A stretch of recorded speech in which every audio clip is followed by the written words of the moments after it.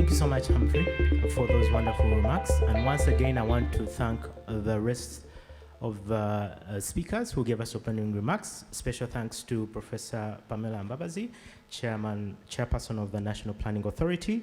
Special thanks to Nadia Kanata, Head of Sustainable Development, European Union Delegation to the Republic of Uganda. And finally, Wilbert Humphreys Owor, Executive Secretary, Uganda Bankers Association. Thank you so much for these wonderful remarks and setting us up for the next discussion. So we're going to have a panel discussion. So everyone has been talking about green. We want to understand what is green, what is it about? Is green SMEs a special kind of SMEs, or can any SME become a green SME? So that's what we want to understand, and I would like to right away invite the next panel members to just come and join me up here and take their seats. I want to invite John Isabie from Equity Bank. John, are you here? All right, okay, he's here.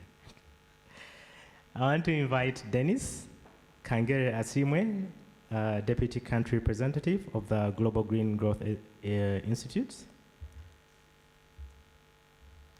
I also want to invite Aaron Warike, the focal person for Uganda's Green Growth Strategy from the National Planning Authority. Aaron, are you here?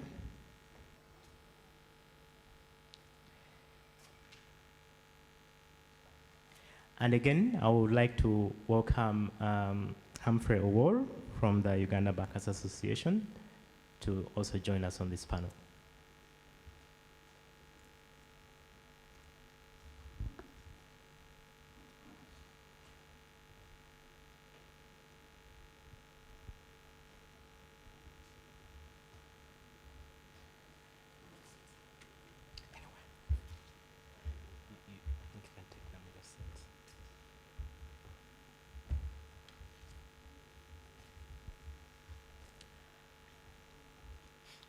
Lovely. Gentlemen, nice to have you. It's a very male-dominated panel, but good thing we had female representatives in the opening session. Perfect. All right, so today's practitioner dialogue is focused on, we call this a practitioner dialogue because all these panel members are experts in that field and are all doing work related to Uganda's green growth, using different types of projects and instruments on how they're working on this. So this is called a practitioner dialogue, and the theme for this is banking on SMEs for an inclusive, resilient economy in Uganda. Our expert panelists will delve into the role of conducive policy, finance, and more in enabling green SMEs to grow. Important thing is that we want to understand what are green SMEs, what is green financing, what is this whole sharia around green, right? These are words that we're throwing around, and we want now to appreciate them, and we have this lovely panel here to help us understand that. So I'll start with Aaron, since we are talking about what is green, right? And you, Professor Pamela Kasabiti Mbabazi, already shared with us Uganda's NDP3 and what you are doing there. So tell us, what is NPA doing in terms of Uganda's green growth, and what is this green thing that we keep talking about? Thank you, Eddie and moderator. The National Planning Authority, as elaborated earlier by my chairperson, it is mandated to undertake comprehensive national development planning. So if you ask us what we are doing in terms of green growth, it is largely inclined to the planning bit of it. We are the custodians of Uganda's green growth development strategy, which is the blueprint for our green economy transition. And of course, SMEs are pertinent and very key in helping us achieve this greener economy transition. So we've integrated green growth in the next development plan, which is the NDP3. We have the green growth development strategy, and we've also gone further to also integrate the green growth principles at the level of the private sector, at departments, government agencies, departments, and ministries, to ensure that all the planned green growth interventions attract a budget and they result into the envisaged transformative green growth action. But to sum it up, when you talk about green growth, it's that form of growth which intertwines the environment, the economy, and society. You try to look at the 3 E's: everyone, the economy, and the environment. So it's not all about just GDP, but also how are we maintaining and sustaining our environment, and how are we ensuring that everyone is part of this transition. There is no inequality. Yeah, thank you. All right. Thank you so much, Aaron, for those insights. So Aaron mentions to us that the NPA is responsible for planning and budgeting for Uganda's green growth. But there are partners who are working directly with NPA to make sure that these plans are realized. So I want to now invite Dennis to also tell us what is GGGI about and what are you doing for Uganda's green growth? Thank you, Eddie, and thank you, Jeff, for inviting us to be a part of this conversation. I sit here representing the Global Green Growth Institute, which is an intergovernmental organization, treaty-based, of which Uganda is a member. We recently became a member last year as a 33rd member. So we are a network of 37 countries across the world. And our focus is on supporting governments in developing and emerging economies to chart a pathway that is green, so to speak. Like he said, in Uganda, we have worked with a number of government stakeholders because our approach is to be embedded within government as trusted advisors. And we work with the National Planning Authority as the lead and other government actors and in the space in elaborating the Uganda Green Development Strategy. So this also has provided a basis of our engagement with the government of Uganda. Wherever we are hosted, we engage with governments through what you call a country planning framework. And the country planning framework for Uganda and the GGI essentially tries to operationalize the green growth development strategy. And if you like, our 3 focus areas in the country planning framework speak to issues of increasing green finance flows to the country. So a number of things are going on there. I for instance, are leading a program focused on attracting funding for Uganda from the Green Climate Fund. So this is a readiness program which we're in the phase of increasing the readiness of the country to be able to engage with the fund.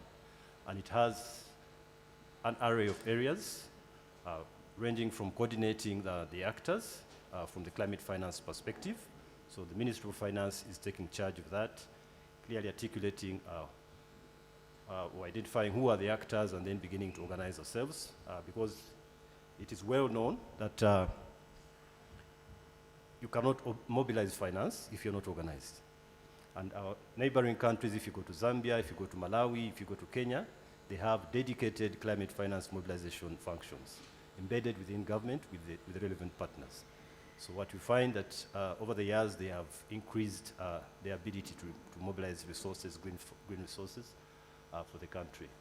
So there are a number of things within the resource mobilization. We recently put out a call requesting people to share their ideas that we can help to strengthen with a view to accessing funding from the Green Climate Fund. Of course, this pipeline of projects, we received over 68 ideas, and as I speak now, we're in the range of 43 through the sieving process, and very soon we shall be concluding that and beginning the process of helping or assisting these proponents in that line. So, but these pipelines give effect to the country priorities, both at the NDP level, and climate change commitments.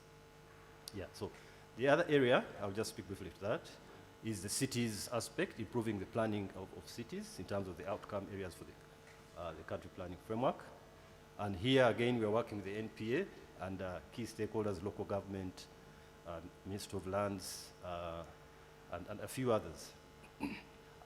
We are supporting 4 of the new cities in greening their plans and being able to tease out, if you like, investment priorities.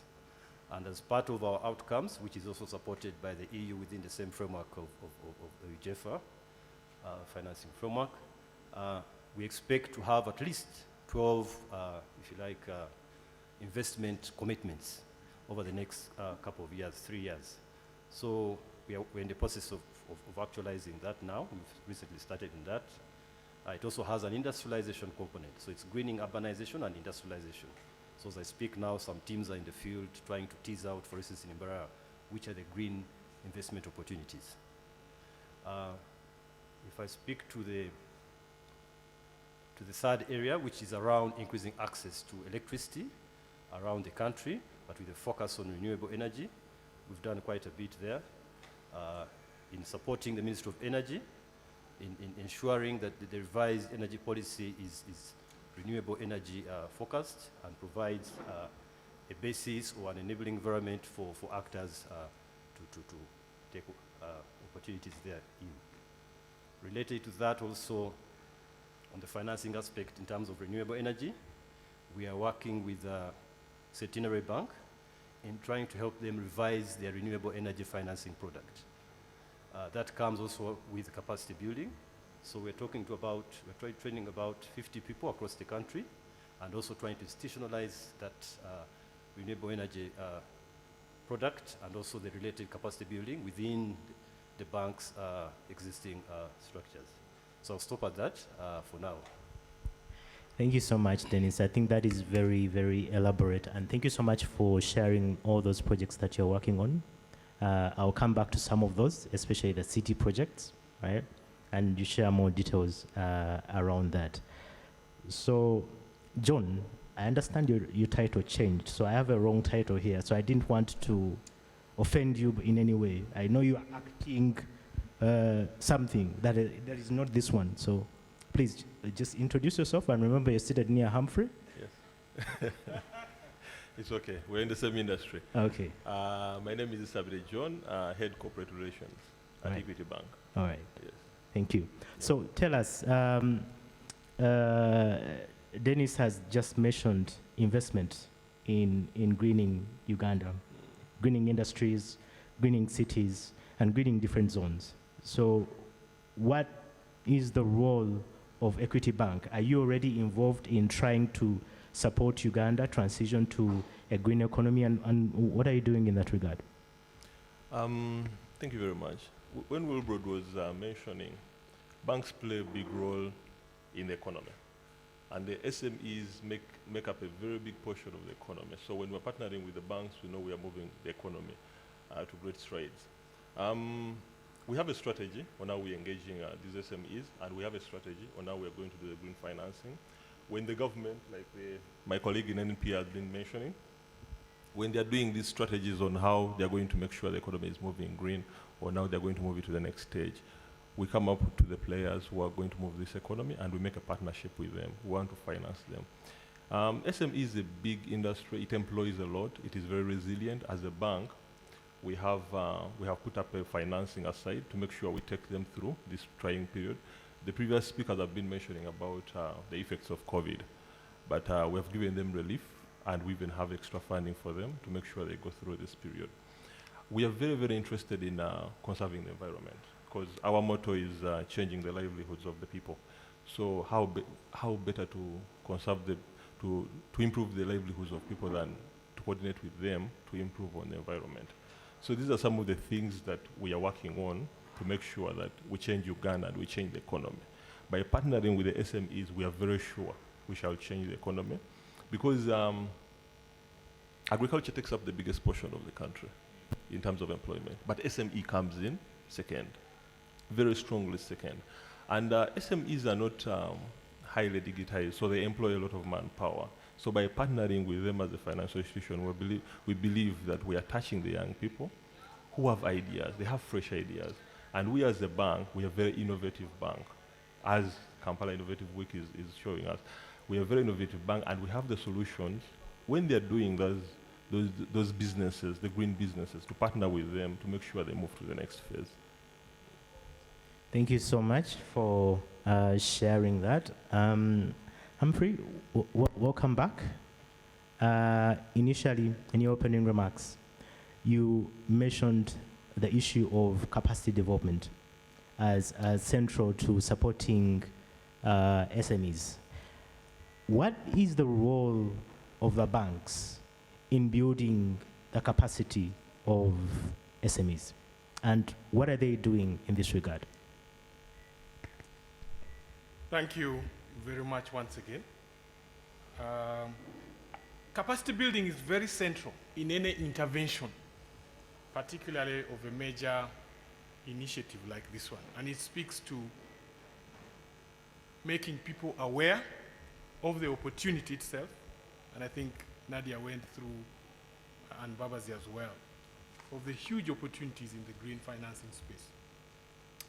But it also goes beyond just making people aware, but creating those frameworks that enable that potential be developed. One of them is policy, and I think the Planning Authority has ably put that across.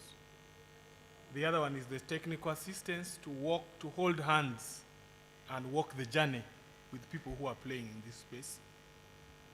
The other one is providing the actual funding, and providing that funding in a structured manner that speaks to and addresses the specific needs that come with green financing.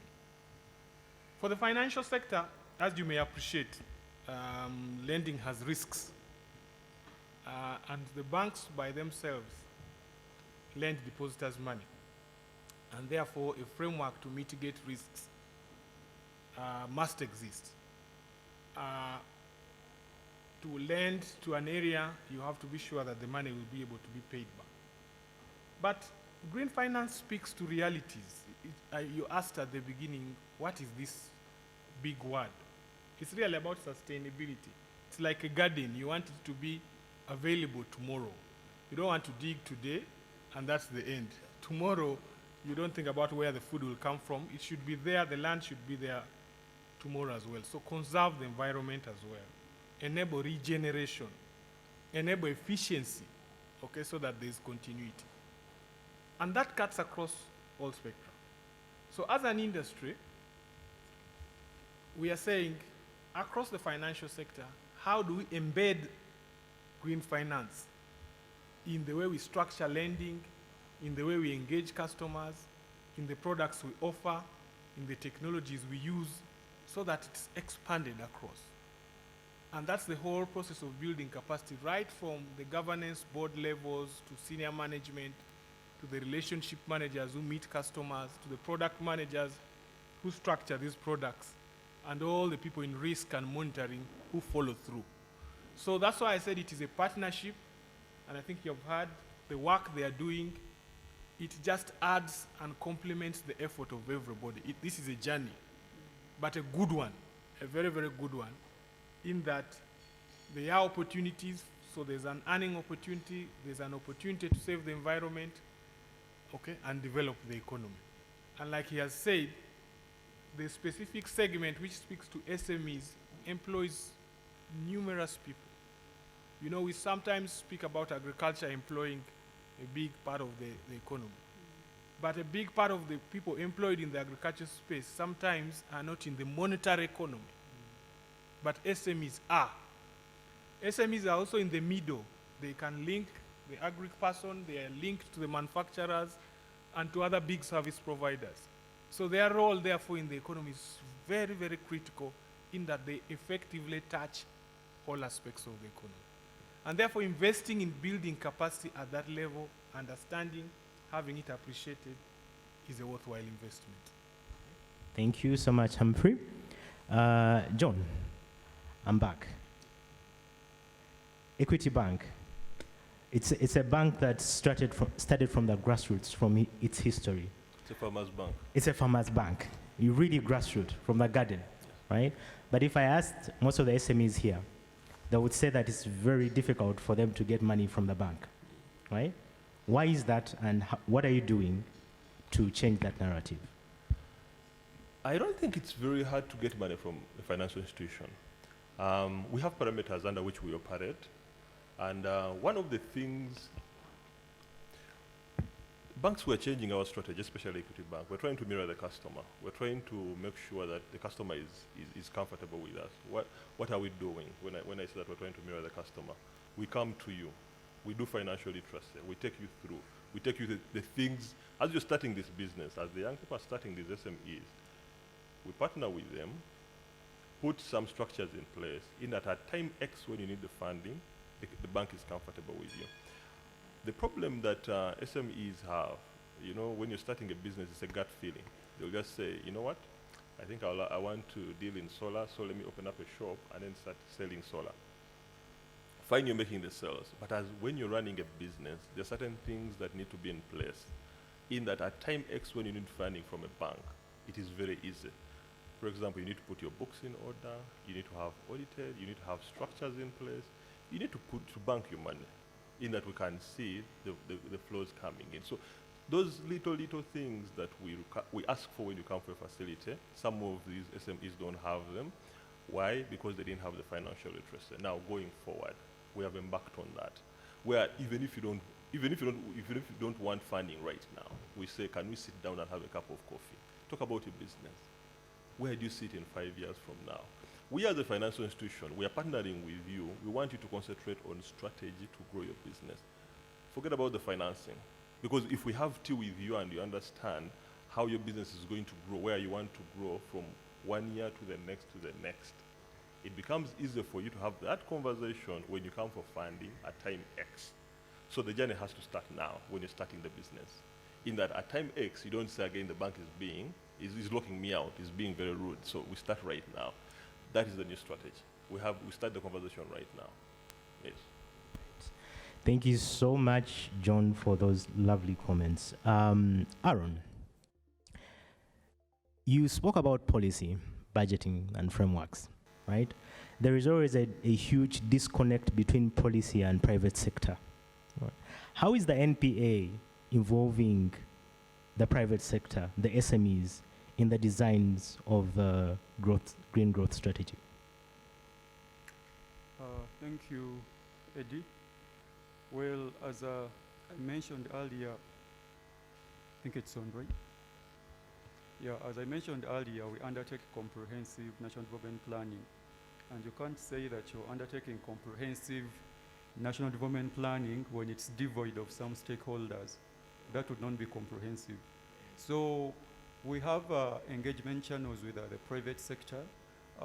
First of all, we have an expanded board for the National Planning Authority. And with that expanded board, we have representation from the private sector. We may not be able to get in touch with every single SME because there are over 1 million SMEs, but they have representatives and bodies under which they fall. Like you have Mr. Wilbrod here for the Bank Association. We have the Private Sector Foundation on our expanded board. You have Uganda Manufacturing Association. And we think those organizations ably represent the interests of the private sector. So when we're undertaking the planning bit and the policy bit, we bring those people on board because at the end of the day, we're in charge of planning, we don't implement. And if you're not engaging people who are going to implement your plans, then you might plan till the cows come home and you won't have any implementation happening. So we have them on the expanded boards, which meets every month actually, our expanded board.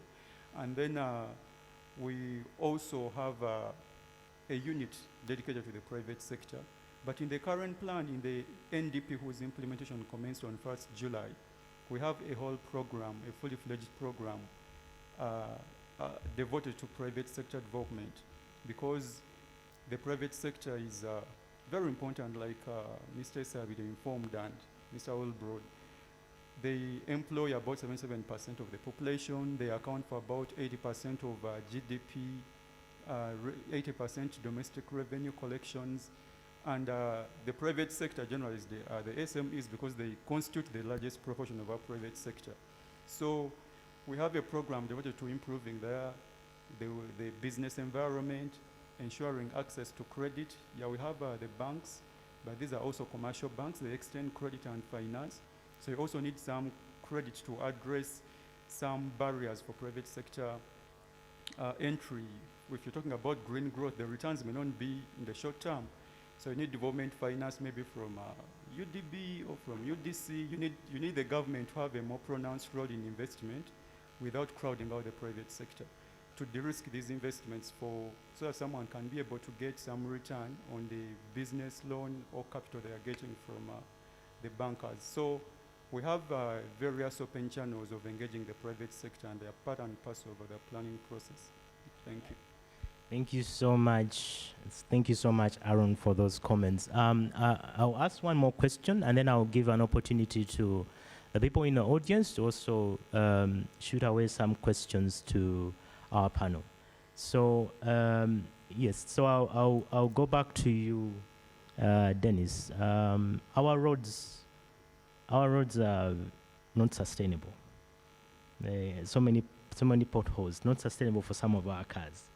You spoke about the issue of green cities or the cities project. Could you shed more light on this, and how can the SMEs here or the SMEs that are watching online be a part of this? Thank you. Is it on? Thank you, Eddie, for sharing with us so far. When we talk about green cities, we are trying to foster or support an environment where green opportunities are created for the SMEs and the wider private sector at large. From where we sit, in the project that we are running now, it focuses on greening the urbanization and industrialization component, but I'll restrict myself to the urbanization component. And the urbanization component, like I said earlier, is essentially helping 4 new cities, namely Arua, Gulu, Jinja, and Bara, right? Yes. And here what we are doing with them, of course, they're at various stages of development, and we're trying to help them to reorient, to have or wear a green lens, if you like. What does a green job mean, for instance? What does a green enterprise mean? We find that sometimes we speak about these things here and we assume that they are obvious to all of us, yet they are not. So if I'm talking about a job that is green, I would expect that the kind of methods or the inputs they are using are contributing maybe to efficiency, for instance, reuse of some of maybe the off-takes or the byproducts that are resulting from the process, or maybe they are contributing to low emissions. So those kind of things. So yeah, we are trying to support those in those cities with a view to spurring economic growth. As you'll agree with me, cities world over are engines of the economies. We don't have that nice example in Uganda, so we all think that Kampala should be the actual hub. Some of us who have a bit of knowledge on urban management, we find it quite strange that we don't look outwards, and yet there are immense opportunities.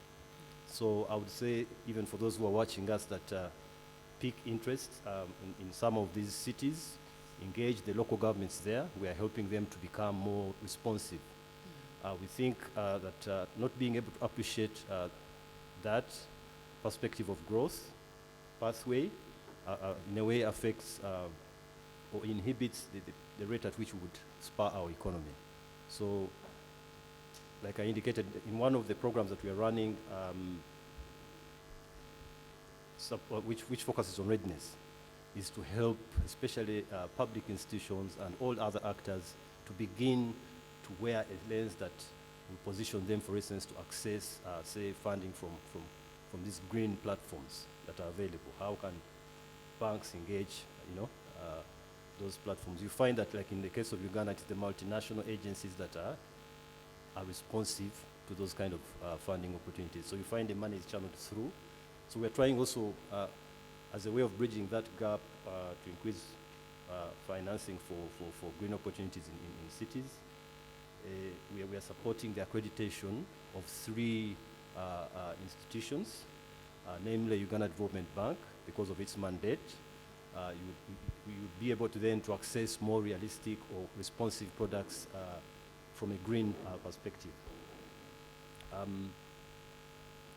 KCCA is also being prepared in that line, and also the National Environment Management Authority. So this does not mean that they will only handle their own projects generated by them. These are, if you like vehicles who have been, if you like, peer assessed. So the funds have this confidence that if we put our money here or through this agency, they're able to see through the desired impacts of these various projects. So there will be opportunities emerging in that line.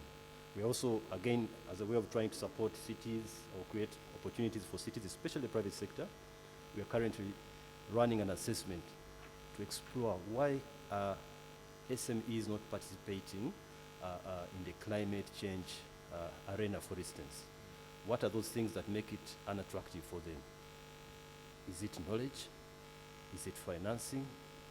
Are they short of business ideas? I think they are not short of business ideas, but are they wearing the lens that looks at those business ideas from the green perspective? So in that kind of line is what we are thinking. So like for Kampala, we are within the Green Cities project also, as I wind up, we are trying to support them to do the Greater Kampala Metropolitan Authority waste management strategy with a focus on diverting waste. In other words, we don't want to have more waste going to the landfills, because also not a sustainable approach to keep that.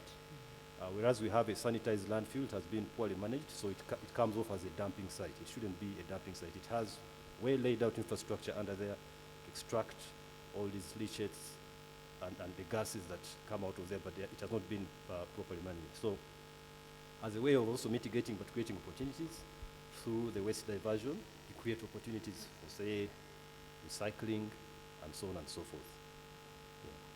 Right. Thank you so much. Eddie, can I say something? Yeah, please. He has mentioned so many projects that they're dealing in the country, but I wanted to say something. You know, when you're partnering with a financial institution, let me say a bank, like Equity Bank, we have been here for a longer time. Projects normally have a gestation period. Projects run maybe 2-3 years or something like that. So my suggestion would be, as you are engaging the cities, the people who are doing all these things, I think the financial institution needs to be part and parcel of that engagement. In that when the project runs its course, there is someone who is going to run the mile forever and ever until the business runs. And we have strategies to grow these SMEs, because an SME will begin with $10,000. But in 5 years, it may be a big corporate. It may deal with even $1 million. But you see, with a project, and a project runs a short time, and the people go, and then they'll be looking for another project again to come for them. But again, if they're running with a financial institution, they're there for the long run. We advise them. And people think that the green enterprises are not profitable. When you tell them about being green, they think it is something that has to be done by multinationals only. No. Actually, a commercial bank can come in, hold your hand, and you take the journey. You're making the money, you're sustaining the environment, and everyone is happy. So that's what I wanted to say. We can do this. We can be part of this. We already have programs in this place. I think we're doing something with UEJFA. And we don't want to come in at the tail end where you say, okay, fine, the project is going to end. Now, where is the financial institution? No. Like I said, we want to be there in the beginning. When it's going there to see the cities, we are there. We are talking to the SMEs. We are doing the financial literacy. We are walking the journey together. You don't have necessarily to have a loan, no. But as long as you have that financial knowledge, you know how to handle your business, in that in the long run, it is sustainable, even when the project ends. All right, so I'll invite 2 or 3 questions from anyone out there in the audience, if you have a question for the panel. Yeah, at the extreme back.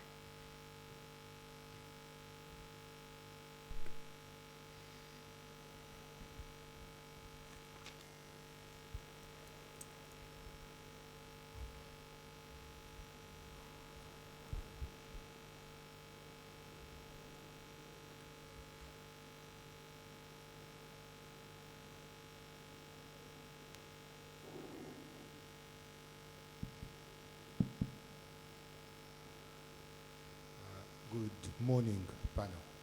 My name is Charles. I'm the co-founder at Fine Reed Limited. We're a renewable energy business. Sorry, Charles, we didn't get the company. Co-founder of? Fine Reed Limited. Fine Reed.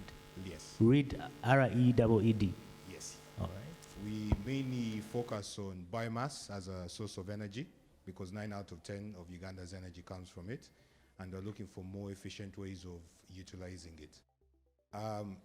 We recently participated in the last cohort that for the UGEFA applications.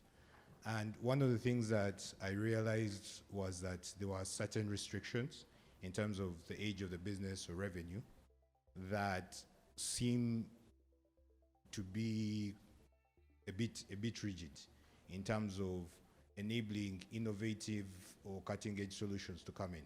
So you might find that there's a business that's existed for less than a year that's able to have an active business model and has crossed the revenue threshold but doesn't meet the time threshold, or you have a business that has the time threshold but doesn't necessarily. So what can be done to address that gap, because it's potentially going to look out a lot of good solutions. Is that for me or for anyone here? You, okay. So what I'm going to do, I'm going to tilt it a bit and throw it to someone here, right? Because we designed that program based on feedback from certainly. Okay, some of sorry these about lovely that. people. No, it's okay. It's a good question. I just want to throw it somewhere here. And I will throw it to John, right? Because you're asking the timelines, the history, right? Why is it so important? Sorry, just a second. Maybe if we can tilt it towards the banking industry. Yes. The banking industry also has its own way of work. It supports more traditional brick and mortar investments that will probably have more security in terms of collateral, historical cash flows. You know, what's the bank doing to overcome that? Because, you know, the people that are usually innovating, the young people, might not have the security that's required to meet. I mean, not even just the security, but the requirements that are needed. So, what's the banking industry doing to reduce those? Yeah. You know, it's too stringent, too tight. Yeah. John, the gentleman is asking. Okay. Okay. Let me begin with my own. Hello. Can you hear me? Oh, I can just shout. Can you hear me? All right. What I'm saying is, the data has it. Statistics, they have it, that SMEs have a high rate of failure when they have just started. So if you start your business, you had an idea, maybe in the middle of the night, and then you said, okay, in the morning, I'm going to do this type of business. And in Uganda, mostly we see what the other person is doing, and then you copy and do. You have not done research, but you've said, you know what, let me go into this business. That business it is risky. Why? You don't have the expertise in that business yet. Fine, you may have read it online, but the practicality of that business is different on the ground when you go there and run it. That's why we say, if you have been in the business for a period of time, it is easy to deal with us. The questions will be fewer because you have a track record, you have the experiences. Now just imagine if you started a business in March and then we closed down the economy for 8 months. It is new. You'll be back in the village. So that's why we're saying we need to see a track record. That's why we look at it. But again, there are ways around that. We deal with ecosystems as Equity Bank, where we say you are in an ecosystem. Who is your buyer? Who is your seller? If at all you have knowledge of the field that you're dealing in, there could be conversations we could have and say, okay, fine, how can we mitigate this? That's why collateral, we come back to collateral, because you don't have a track record. Accessing to funds, like Rubert said, this is depositors' funds. Banks, we don't have money. We entice you, you give us the money, and then we also entice you to take it as well at an interest. But what we're saying is, this money, we must secure it in that it comes back at the end of the day. So when we give it to you, we must make sure it comes back. But in an ecosystem where we see the off-taker and the supplier, we can say, we can give you that facility regardless of not having some of the things like collateral, because we know we can tie in the ecosystem, or we do structured financing where we say your stock is your collateral, and if it's not moving, we take it. So we can do some of these things. As young people, because SMEs, the young people don't want to do the traditional things of accounting, hiring an SSA person. But we are saying, let's start digitize your activities. As you're doing business, digitize everything. Everything is on your phone. What are you doing? Whom are you buying from? The cash flows. If we can see all that, at the end of the day, it is very easy to finance you. And that's where we're going. Because right now we have, as Equity Bank, we have 1 million customers. In the next year, we want to be having 2 million customers, and 50% of that has to be digitized. What does that mean for you? That means your business is on your phone. Now, if you want money at the end of the day, since you're banking, as you're doing business, you're banking on a daily on your account, you can even look up in the middle of the night and get funding. Why? Because the records are there. Banks will deal with records. As long as you have the records, you get the financing. I hope I've answered your question. Would you want to add? Actually, I was going to also refer to Humphrey and just reiterate. I'm going to add something to what you asked, because this event is organized by startups, and I think you answered it very well, right? But to his question also, we know that the banks are using shareholder money, right? Like you mentioned, Humphrey, in the beginning. So it's important to secure that money, right? But what else can the banks do to work with the startups, the same ones that John has just mentioned, that have a weak history, that have weak financials, that are still ideating their business models? What else, because the banks play a pivotal role in the economy, what can be done by the financial institutions to work with businesses that are at this stage of growth? And I'm going to come back to you. Thank you very much. I will just add on what you have already said. This is a good question, and this is a startup. You said it's a startup function, a startup or innovation week. It's organized by startups. By startups. So startups will be very keen, and the question was more towards how do we overcome that hurdle of accessing funding. Let me start by saying loan capital should not always be your number one source of capital. Because, you know, when you borrow, you are, especially for starting, you are going into a business for which there are some uncertainties, and there are risks that may crystallize as you travel. And the risk of non-payment of the loan could be problematic. Financial institutions by nature, first of all, the fact that they have depositors' money, they have risk frameworks and criteria for lending or arriving at a lending decision. And that's why John is telling you we need to see records, we need to see your history. Do you understand the business well? How much cash have you yourself put in before you come and borrow? Where is the market? How experienced are you? How long have you been at it? Finally, when the business fails, is there collateral I'll fall back to? So that's a typical mindset and structure of the lending in the banking sector. One, because the money belongs to depositors, there are regulations around lending, but that's how they deal with a business perhaps that has already been operating. I think your question then is, what about us startups? I don't have 5 years of experience, I don't have books, I have not been at this, that.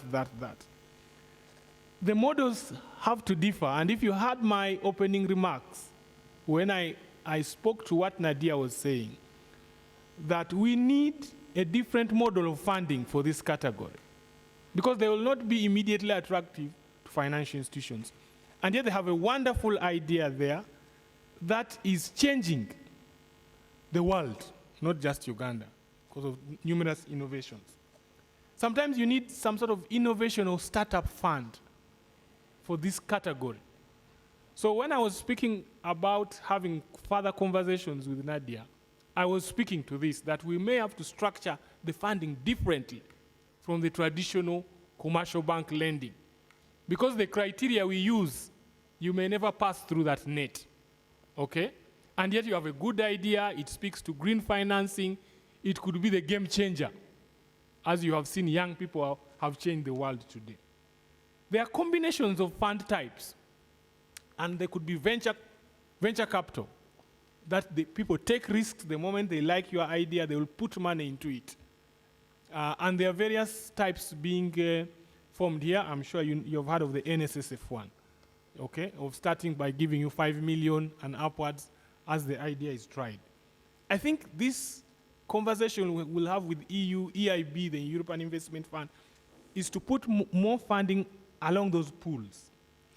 There can also be grants that are veiled, so that the Innovation Fund, the village, or some framework, within either private sector or Ministry of Trade and so on. There are other times what is called seed capital, where government puts in a portion and it's co-funded by development partners and development institutions. And it has guarantees inbuilt in it, and that then becomes more attractive than to financial institutions, because there are guarantee frameworks that are inbuilt, that if it goes bad, maybe 50% will be covered, and so on and so forth. Those then make it more attractive to financial institutions. So if you heard what Nadia said, that they as EU, part of the interventions they are talking about is what she called blended finance. That is what she was talking about. And we must take that opportunity from what she said. Sit down and put together these 5-6 combination of alternative financing, different from commercial banks, that can then allow startups. I bet you once it starts being attractive, you'll see how us banks will run to you. But in addition to what John has said, there is a level of risk appetite banks have, and he has mentioned the appetite that Equity Bank has. So they can look at a case by case, or they have specific sector strategies that they can blend in addition, and then they make funding available. So I think there is some work to be done to bring about new models of tapping into this opportunity beyond the traditional banking approach. Can I just add on something small, not to contradict you?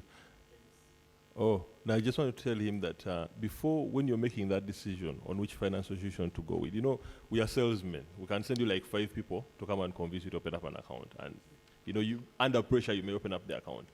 But briefly, I want to tell you, you make your research. When you're going to a bank, what do you want in terms of your strategy to the business? What can I get out of this bank? Because, he mentioned we are 35 in this market, but out of the 35 banks, what speaks to you? So I urge the people starting their businesses, the young people, when you're going to a financial institution, when they are courting you, when they're sending you a beautiful ladies to make sure that you open up the account, look at the terms and conditions. Look at the products that we have and say, okay, fine, this bank has ABCD, and I think in 5 years, when I'm at X, I think it will be helpful to me. Not just to dive in. No, you can't. Do you also send the handsome men? Yes, we shall start on that one. Yeah. Yes, Dennis. Thank you, Felix. Just as they were speaking, I got reminded.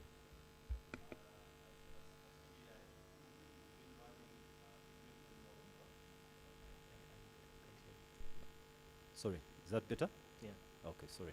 I was saying as they were speaking from the banking side, in response to his challenge that they experience out there.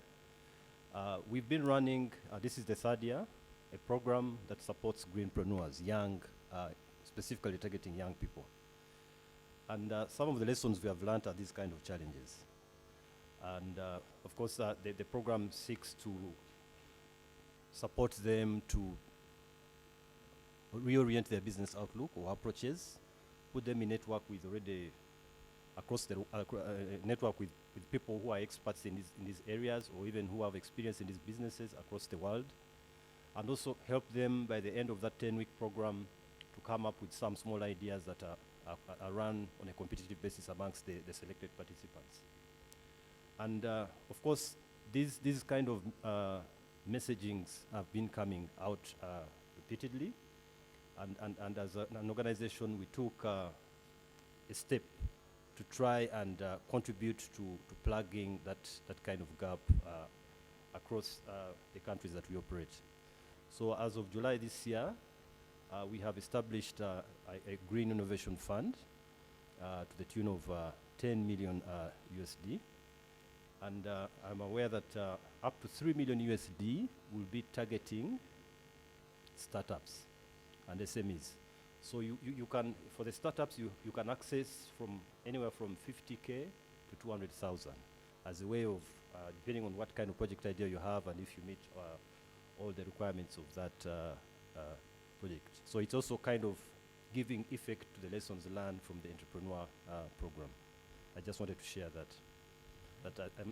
Within next year, we should begin to popularize it within the country through frameworks like the Bankers Association and so on, and see how we can collaborate in terms of speaking to what you said earlier in terms of why don't you engage from the word go. This is a new space in the country, and we are trying to map out the actors in a systematic way by also piloting here and there. Okay, thank you so much. Yes, Joshua, one more question? So it's not a question, it's just a comment Yeah. or a request, Eddie, because you're a person of influence in this space.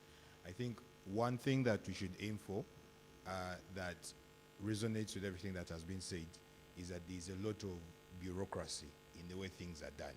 So the capital is there, right? The ideas are there on what to do. The movement to actually get things done is a problem, because we've known these things for a number of years, but implementing them is a problem. And I think part of that comes from the fear of failure to do the wrong things. And yet innovation is the other way around. You do, and then you iterate as you move along. So let's just try and cut the bureaucracy and have these things actioned as soon as possible. Thank you. All right. Thank you so much for those lovely comments. Yes, actually I was coming to you, Aaron, for final remarks. So you can blend them, your feedback and the final remarks. Is it on? Yeah. Yeah, thank you, Eddie. Before I go to the final remarks, I wanted to throw in something regarding the colleague from... Aaron, I think you have to speak up. Yeah, before I bring in the final remarks, I wanted to also remark on what the colleague has been seeking clarification on. I think equally important is also the quality of our proposals or what we submit to these banks or government partners, because GGI has said they have $10 million, and between $50,000 to $200,000 are earmarked for SMEs. So they will issue a call for proposals. But how do you break through and get your proposal considered? So we should also be able to, the money can be there and the idea can be there, but the process of getting it, you also have to look at the quality of that process. Is your proposal bankable? What is the paradigm shift it's bringing on board? Is it? And then the criteria these two gentlemen have spoken about. So the quality of our proposals, being clear and crystal on what exactly we want to do, and what transformative change is it going to bring, and also bringing out the green growth aspect. Because you could have a very good startup when it's going to aggravate climate change or disrupt green economy, yet it's very financially feasible, like the conventional way of measuring growth based on GDP alone. So what are the green growth components in terms of your proposal? So I think the bankability of your proposals is also a very key determinant in accessing this. Now, as I conclude, I just wish to thank you very much for having the Planning Authority on the panel. And we have a green growth strategy, but we are counting on the SMEs for implementation. The essence of SMEs in development has been reiterated over and over again. But for SMEs to perform that role, they also need an enabling environment. And as government, we are really trying our best to ensure that we address all these barriers which have been inhibiting SMEs from growing, because we've been ranked as the most enterprising country in the world, but also our survival rates of SMEs beyond 5 years is well documented. So what barriers account for that fickle out of SMEs? So I think it has something to do with the business environment, with policy, regulations, standards, and things which go back to policy and governance, which comes to government. So in the NDP3, we've clearly elaborated on that. But I rally SMEs to become more innovative, pursue green innovation, that disruptive green innovation, create jobs for people. We are urbanizing and we need more jobs. We don't want these cities which have been named becoming hotspots of the urban poor. We need economic opportunities to take on people with green jobs. We also need partnerships and also need them to finance green growth. Yeah, they can look onto government for some financial support, but they are also financiers. They may not be like Jeff Bezos, who has earmarked some billions for climate change, but they can also finance because there are business opportunities in green growth. It's not just, like he has said, it's not expensive and unprofitable. If you get it right, there are very many untapped opportunities there in which we can hinge on as a private sector and break even. Right. Thank you. Thank you so much, Aaron. That is well said. Thank you. Yes, John, final remarks. There is a commodity which is very rare in Uganda amongst SMEs, and that is being honest. You know, being honest can take you miles. He has mentioned there is a fund of $10 million, and these are the challenges we have as financial institutions. Someone will sit down and say, how do I get the $10 million, or part of the $10 million? Not how does my business grow with the $10 million as an incentive to the capital, I mean to my business as capital. So the bureaucracy that the gentleman mentioned, we have removed most of the barriers in banking when it comes to access of funds. We have unsecured loans that we give out to businesses. We can analyze your business case by case, and we see, okay, fine, it has not been here for a year, but how can we be part of that business? So the bureaucracy, I can say, it is limited. It is limited. But we need to be honest. We need to do the right things. We need to be in the right place, do the right businesses, and to have the right strategy on how we're going to grow these businesses. So I believe we are here to partner with the businesses that are starting up. We are here to advise them in that we can take this journey together, we can grow together, in that we can have an impact on the economy. Because SMEs, like we have mentioned, they're the biggest in this economy. So any impact we're having on an SME, it is having an impact on the economy, and in a big way. We may do it in a small way, but overall it has a big impact on the economy. So we are here to partner as Equity Bank with the SMEs to grow and take this journey to the next level. Thank you so much. Yes, Dennis, final remarks. Okay. By way of conclusion, So, okay. No. Yes. Yeah, by way of conclusion, I just want to re-emphasize that from where we sit, we see growth generally of economies being on our side of the world. And the predominant drivers of this are SMEs.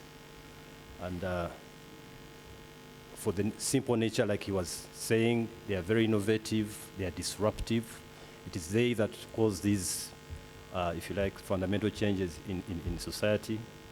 And we think there's quite an opportunity from a green investment perspective that they can harness. Over the next 10 years, we envisage growth in this area will be in the range of, or investment in the green space will be in the range of $6.4 trillion US. And as this growth is happening, we expect that there will be increased emissions. So we have an opportunity to tap into mitigating against these emissions that aggravate the climate situation in our societies here. So yeah, we also think that, again, speaking to what he was saying, that relating to the perceived bureaucracies, many times it is actually not bureaucracies. He has indicated that they have done away with most of the barriers that would be. And many times, like we're working with one of the banks I mentioned earlier, in terms of renewing their product on renewable energy. And the way they have been assessing guys has actually been from a position where they are not fully empowered. So we have done some scenarios of evaluating the different categories of financing seekers, and there are amazing lessons that are emerging there. So sometimes, like I said also earlier, that the institutional readiness in terms of knowledge, and this thing, it has to be ongoing. We cannot say we'll come to this one event here, and then we have enhanced our capacities. He indicated in his speak that we need to have institutionalized frameworks for sustaining this conversation. Thank you. Thank you, Dennis. Finally, Humphrey, final remarks. Thank you very much. I think for me is to tell everybody here that when I smell money, I go for it. Go for it, guys. There's huge opportunity. You have the ideas and the innovation. The money is this side, plus the EU, the way she mentioned. Like you said, I think it's bringing the two parties together and cutting the bureaucracy. But the opportunity space is huge. And let's work at it. Sometimes even Rome wasn't built in one day. But in more dialogue, we can shorten certain things. Clear to me, as we live, financing needs and structures are different. There will be financing arrangements for startups, for those that have been in business, for the middle tier, and for the large ones across. And the solution and the financing structure will differ depending on the stage. So once we acknowledge that, we work on them. But the financing is available, the opportunity is there. So let us go back and do more work that meets the various segments of customers. Clearly, as I said in my remarks, and he's re-echoed it, even us who appraise, when you are appraising a loan request, you have to understand the trade or understand the business for which money is being sought. That way you can structure the lending better. For lack of a better example, let me use a school. The way I structure a facility for a school will be different from a person who is an importer. Because an importer will go to China, come back, and sell every day. And therefore, I can structure his repayment per month. A school operates per term. So the structuring can't be the same, you see. Also depending on what the school is using the money for. Is it to pay salaries, or it's actually to construct another block of classes? The solution will be different. Similarly, for the various green finance needs, is the idea he talked about still at innovation stage? Has he tried it? Therefore, what type of financing is more appropriate? Has it succeeded and now he just needs a market? The type of financing will differ. So to cut the story short, there is opportunity on the one side, there is money, and a lot of it on the other side. Let's work, let's do more work in the kitchen and have structured financing for each of these categories. Thank you very much. Thank you so much. Thank you so much, Humphreys, for those lovely remarks and final comments. So later in the afternoon, we will have another session at 2 p.m. That is the Practitioner Lab, where it will be online. You can join if you want to, but we'll be inviting DFIs, policymakers, and the EU itself to map the way of how financial institutions can design products that can actually fit the needs of SMEs. So thank you so much. I want to once again thank you, the panel members, for all your contributions and insights to this occasion. Thank you for honoring our invitation, and I wish you a good day. From us, the UGEFA team, we thank you all for joining us this morning, and those that are online. Special thanks to the Adelphi team, which couldn't be here, that is based in Germany, but they are responsible for all the planning, and the Finding XY team for all the support that you've provided to actually organize this morning session. We have an open call for application. Just visit www.ugefa/register, and you can apply for this facility that we have explained to you to access, not only to just get financing, but also develop your capacity. There will be an application clinic running later in the afternoon where you can go there and find out how can you go through the application process. So thank you so much, and to the organizers, Startup Uganda, thank you so much for the lovely event.